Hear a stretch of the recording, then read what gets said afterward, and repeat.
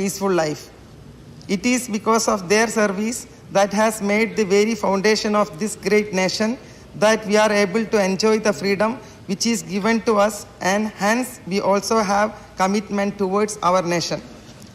As nominated Rajya Sabha member at age of 58, I am grateful for the good fortune of taking my first step in the temple of democracy.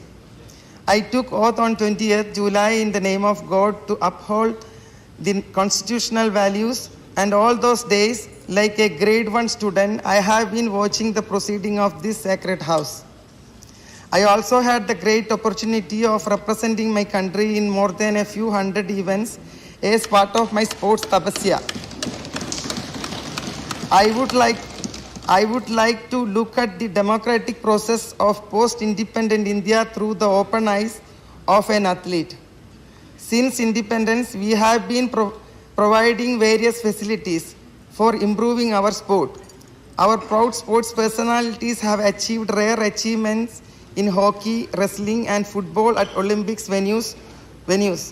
Our sportsmen have several achievements that inspire the younger generations in athletics, tennis, and other sports. Hockey legend Dhyan Chand and his team, Mevalal ji in football, K.D. Yadav ji in wrestling, Ramanatha Krishnan and Amritraj brothers in tennis, the mighty Milkha Singh ji in athletics, and though India's first female Olympian Mary D'Souza ji. All of them are our true legends. We have achieved great feats in 1980s, but later on, unfortunately, we lost the upper hand in hockey, football, and wrestling. With the 1983 World Cup trim, the prestigious of our nation in the field of cricket has risen once again, such that we were the world champions in another major sporting event after hockey. In the 1960 Rome Olympics, we lost the medal of Milkha Singh ji by fraction of a second, and it was repeated once again in 1984 with a difference of 1/100th of a second. Thereafter, me being a girl from the remote place of Payoli in Kerala, a village without any facilities to pursue my sporting dreams, met the spoke for the first time to the then Prime Minister, late Srimati Indira Priyadarshini ji, which was of the most precious moment of my life. Then, by running up to year 2000 and training my younger generation till yesterday, this devotee has dedicated herself to the betterment of sports, Indian sports, and once again had the rare privilege of meeting Honorable Sri Narendra Modi ji, the most admired Prime Minister among the world nations. All the while we can count the achievements of our nation in the field of sports since 1984. We embraced the sports as a self-criticism as there was no overall growth. I wish to mention that our achievements in athletics, tennis, weightlifting, cricket, chess, billiards and snooker, badminton, boxing events are huge. From the time when our beloved Vajpayee ji became the Prime Minister until 2014, only a few silver stars were seen performing at bigger stages.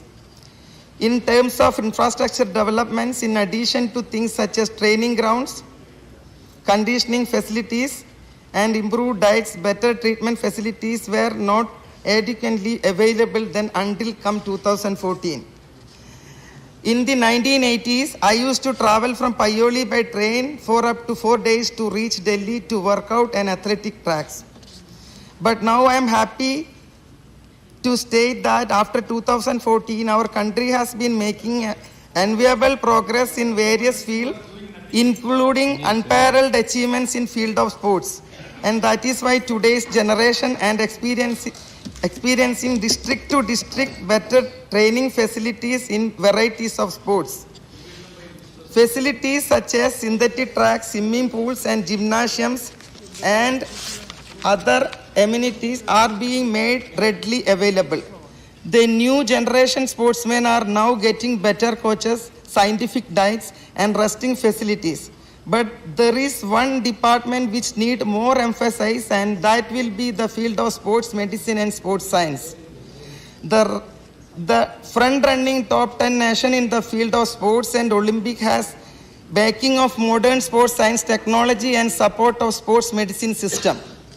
Injuries are an inseparable part of the sports, and the Department of Sports Science and Sports Medicine has an important role to play in helping sports personalities recover from injuries as fast as possible in bringing them back to training in a short period of time.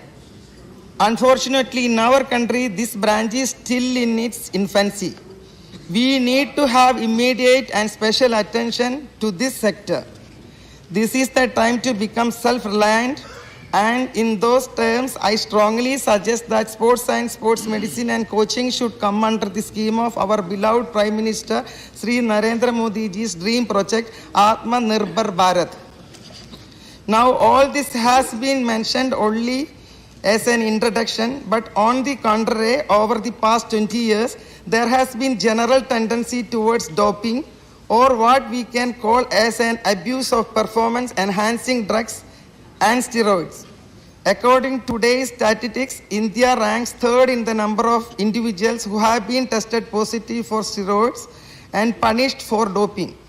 In this context, the nation which is ranked one in the number of individuals tested positive for steroid has already been excluded from the world sports by other countries.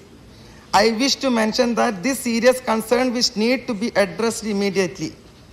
We are yet to open our eyes to abuse of doping in our country, which was once earlier confined only to the senior national levels, has now reached the juniors, college and school level, which is serious concern that need to be addressed. When talented sports individuals are abusing performance enhancing drugs, they are not only sacrificing their career and life for short-term benefits, but they are also spoiling the talents of upcoming sports individuals who work very hard to improve their performance levels. In addition to, they are also tarnishing the image of our country among other nations, and through this, we are also destroying the dignity and legacy of our ancestors that worked very hard for it. To control this alarming situation, with the special interest of our sports minister, the Lok Sabha has passed the anti-doping bill last week. While this phenomenon can be controlled to some extent through legislation, yet still more effective measures are impressive and needed to be taken. We should create awareness about the abuse of performance-enhancing drugs in sports among athletes, coaches, and parents, and there should be no delay in taking timely action and appropriate ban against those who test positive of doping. At the same time, the activities of National Anti-Doping Agency, NADA, should be accelerated and should be given the freedom to operate without any other obstacles. National Anti-Doping Agency and the National Dope Testing Laboratory in New Delhi should get necessary financial freedom, and all competition must be brought under the watchful eye of NADA. And not only for the competition, but also for the preparatory time also should be tested. For instance, in a competition with the participation of 800 athletes, the NADA authorities are used to come up with just 10 anti-doping kits, and it can be undoubtedly said that such measures are happening because of the financial constraints and lack of adequate manpower. It is only through the timely interventions of our legislatures, state the people and the people of representatives who should be more assertive regarding matters related to sports and should be every means ensure that a better opportunity is created for our sports individuals to showcase their true talent and potential among world nations. If the motto prevention is better than cure is implemented scientifically and educatively in the field of sports, and we as a nation which has always dreamed big and hoped good for our people, I can indefinitely say that in the next 10 years, we will become one of the top 10 sporting superpower among the countries of the world. I wish to mention that we have reclaimed the Olympic medal in 2020, which we had previously missed in 1960 and 84. Now let us give support to our upcoming sport talent by all means and respect so that they can compete vigorously in the upcoming Olympics and World Championships and win with the flying colors so that millions of Indians living in other countries and our Bharat can stand with their heads held high. Today's faith is the strength of tomorrow.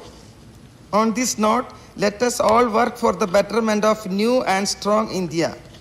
Let me conclude my speech by extending my heartfelt gratitude to our beloved Honorable Prime Minister Sri Narendra Modi ji, who is very keen on development of sports in country. As a daughter of Bharat Mata, I bow my head before her and wish that I could serve this nation for the betterment of sports. Thank you, Honorable Chairman, who gave me this opportunity. I thank everyone once again from the bottom of my heart. Namaskar. Thank you, Srimati Piti Usha. Now, Dr. Fausia Khan, 4 minutes. Why 4 minutes, sir, to me? Members or more. Anyway, thank you very much. Sir, I would like to begin